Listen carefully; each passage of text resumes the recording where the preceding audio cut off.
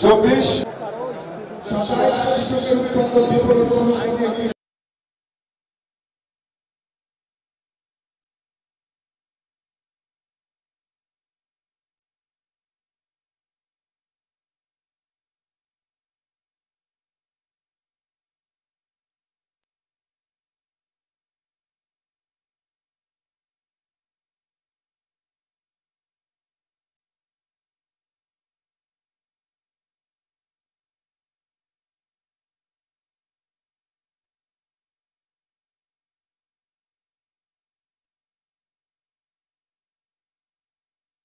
আজকে ৩১ দফা নিয়ে আলোচনা।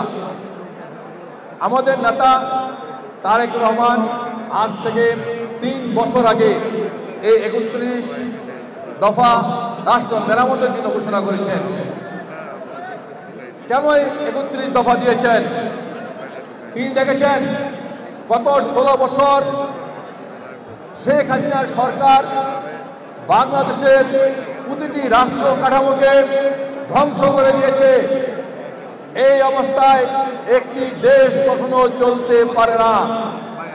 এই কারণে আমাদের নেতা তারেক রহমান বলেছেন, যদি জনগণের ভোটে বিএনপি ক্ষমতায় আসতে পারে তাহলে এই ৩১ দফার মাধ্যমে দেশকে মেরামত করে দেশকে উচ্চ আসরে পৃথিবীর বুকে একটি সুখী সমৃদ্ধ উন্নতশীল রাষ্ট্র হিসাবে তিনি তৈরি করবেন।